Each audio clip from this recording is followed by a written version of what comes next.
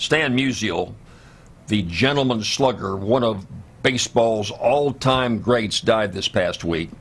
And it's worth remembering because he was such an exceptional all-around person, not just as a baseball player, but as a human being. You know, we're in an era of sports today where drugs are rampant, where personal lifestyles are brought into question. You've got Lance Armstrong, for example, that admits that not only was he a drug user, that he lied about the fact, as did Barry Bonds, the slugger for the San Francisco Giants, as did Sammy Sosa, Chicago Cubs, as did Mark McGwire with the St. Louis Cardinals.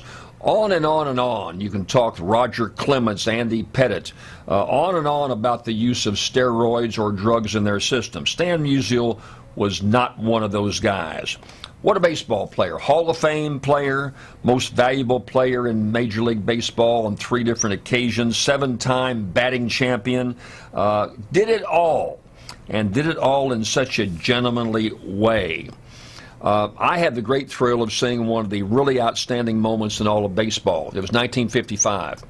I lived in St. Louis, went to high school up there at Ladue High School, and loved sports. I went on myself to have the great privilege of being a college athlete in my later years.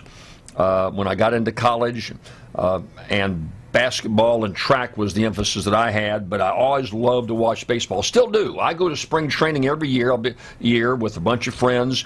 We see all the baseball teams there, and I love spring training, and I love baseball. Well, my next-door neighbor was the Cardinals general manager named Marty Marion. Marty's daughter was in school with me. We were about the same age. She was a tomboy. We rode our bikes together, and we played together there in the neighborhood when I was about 14, 15 years old. The Marions asked me to go to a Major League game with them, a doubleheader on Sunday in Busch Stadium in St. Louis. I went, and what an unbelievable sight. Stan Musial hit 5 home runs in one game, one afternoon, a doubleheader. 3 in the first 3 games, 2 in the second game. 5 home runs in one afternoon. What an unbelievable experience to be there and see that. Stan the Man retires, opens a restaurant, Stan Musial's Steakhouse in St. Louis, and they just didn't use his name. Some of these sports stars, they take their name and they're never there. Stan Musial was there. He greeted you at the door. Loved to play the harmonica. He could play Take Me Out to the Ball Game, did it all the time. If you approached him, he'd visit with you. Such an exceptional guy in a time when there are athletes who say they're exceptional, but you would not want your kids to emulate what they particularly do. I talked about the drugs. You know, some people, I've seen some articles recently after the Lance Armstrong fiasco saying, well, what's wrong with taking in performance-enhancing drugs? It's your body. You can do with what you want. Well, it goes beyond that. Number one, it is your body, and we're paying the cost of many of these people who abuse their bodies with these drugs that then cause them to live a shorter lifespan, have all kinds of complications in later times in their life. But what about the image to our young men and women? We've got an impressionistic 14, 15-year-old kid who knows he's going to make it to the major leagues in baseball, NFL, the NBA, whatever his sport is. He just knows that. At that age, everybody's going to be a big-time player.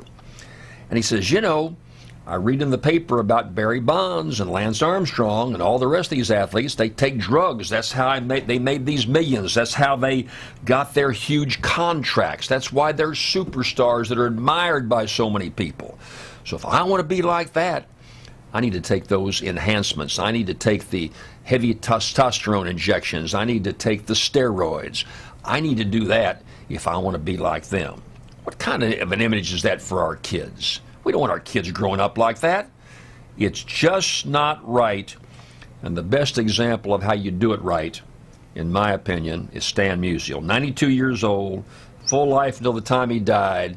Stan the Man will miss you. He was a great influence on my life, and he's someone to be emulated by young people and old people alike all over the country. We'll be right back.